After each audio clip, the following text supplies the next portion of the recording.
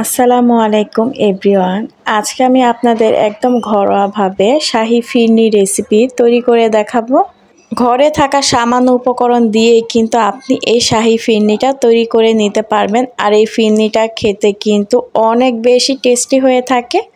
এই শাহী ফিরনির রেসিপিটা আপনাদের খুবই সহজভাবে দেখানোর চেষ্টা করেছি। আশা করছি সম্পূর্ণ ভিডিওটি ভালো লাগবে। প্রথমে এখানে আমি 2 মুঠো পোলার চাল আগে থেকে ভিজিয়ে রেখেছিলাম। তারপর পোলার চালটাকে আমি পানি দিয়ে পরিষ্কার করে ধুয়ে নিয়েছি।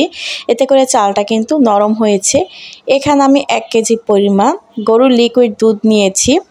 আপনারা চাইলে ফুল ক্রিম দুধটাও নিতে পারেন। এখন এখানে আমি 3 চা চামচ গুঁড়া দুধ দিয়ে দিলাম। গুঁড়া দুধটা দেওয়ার কারণে কিন্তু ফিরনির টেস্টটা খুবই ভালো আসবে আর এর মধ্যে একটা শাহী ভাব আসবে। চুলাটা আমি অন করে দুধটা নেড়ে চেড়ে নিচ্ছি।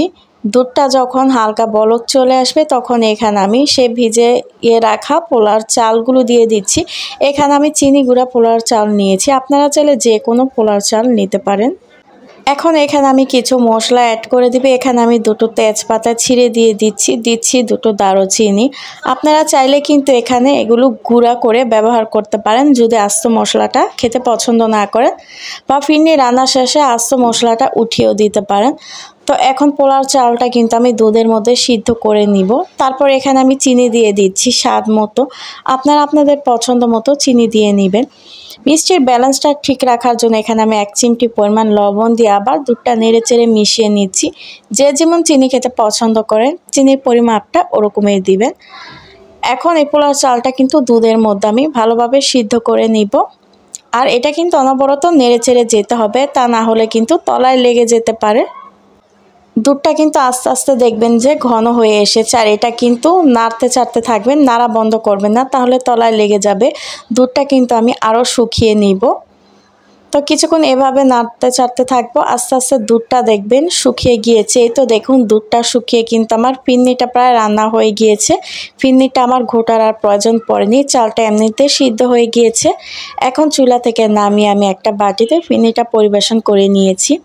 অনেকেই বলতে পারেন যে আপনি তো ঘোটা দিলেন না, তো আমার চালটা কিন্তু এমনিতেই সিদ্ধ হয়ে গলে গিয়েছে, আর ঘোটা দেওয়ার প্রয়োজন হয়নি। এখন আমি আমার পছন্দ মতো কাঠবাদাম কুচি আর কিশমিশ দিয়ে ফিরনিটার উপর থেকে সাজিয়ে নিব। আপনারা আপনাদের পছন্দ মতো বাদাম দিয়ে নেবেন।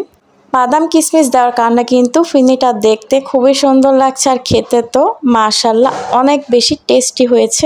একবার কিন্তু এভাবে আপনারা ফিরনিটা ঘরে বানিয়ে দেখতে পারেন, খেতে কিন্তু খুবই ভালো লাগবে। আপনি চাইলে কিন্তু ফিরনিটা ফ্রিজে রেখে তারপর একটু ঠান্ডা করে খেতে পারেন, বা এমনিতেও খেতে পারেন। তো শাহী ফিরনির রেসিপিটি ভালো লাগলে প্লিজ একটি লাইক দিয়ে আমার চ্যানেলটি সাবস্ক্রাইব করার অনুরোধ রইল।